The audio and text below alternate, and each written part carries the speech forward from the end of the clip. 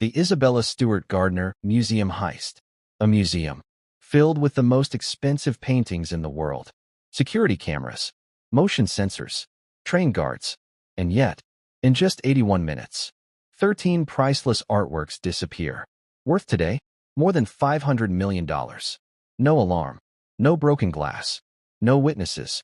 And the most shocking part? Even after 30 years, the FBI still doesn't know who did it. Today's story is about the most mysterious art robbery in history. A crime that outsmarted even the FBI. Background: the secret of the museum. Boston, United States. Here stands a museum called the Isabella Stewart Gardner Museum. It was built in 1903 by a wealthy art lover, Isabella Stewart Gardner. Inside were treasures, priceless paintings by Rembrandt, a legendary artwork by Vermeer, rare sketches by Degas, and centuries-old masterpieces. For art lovers, this place was a temple, but the security? By today's standards, extremely weak.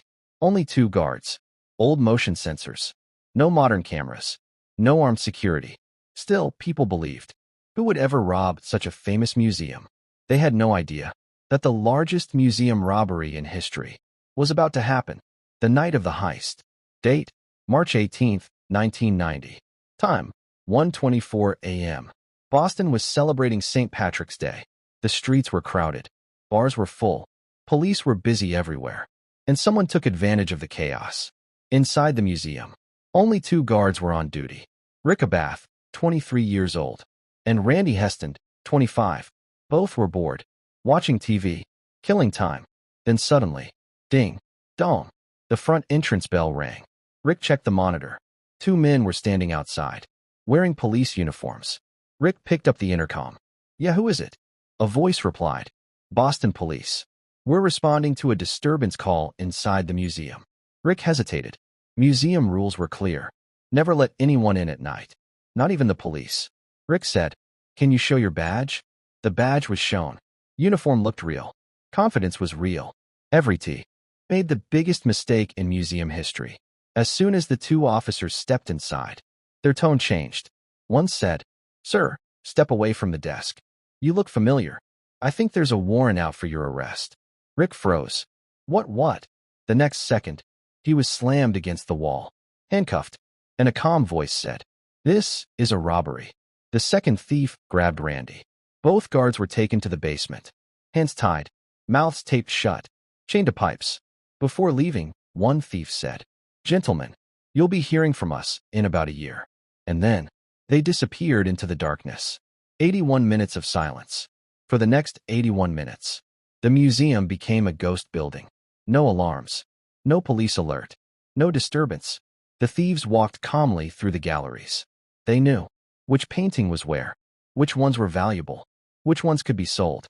They stole 3 Rembrandts, 1 Vermeer, 5 Degas sketches, a Chinese bronze beaker, a French eagle finial, and several other rare artworks.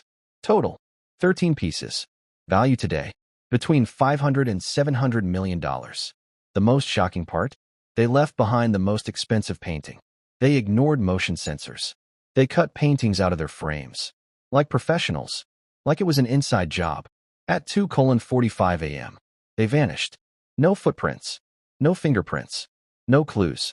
In the morning, the next guard arrived, opened the basement, and found Rick and Randy tied up. The museum, completely empty. FBI enters and fails. The news exploded worldwide.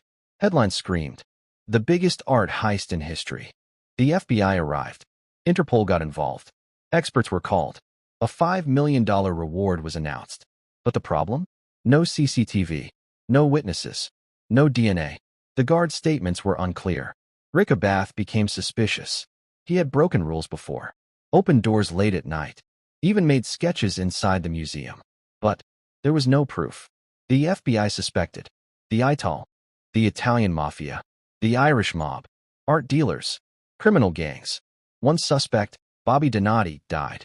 Another, Robert Gentile, had empty frames in his house, but no paintings. The case went cold. The paintings today, even today, the museum walls still display empty frames. They were never removed on purpose. Because of hope. The reward is now $10 million. No questions asked. Every year, the FBI follows new leads. Italy, France, Brazil. Rumors say the paintings are buried, hidden in mafia vaults, or already destroyed. But the truth is still unknown. The biggest questions: who were the thieves? How did they know the layout? Were the guards involved? Where are the paintings now?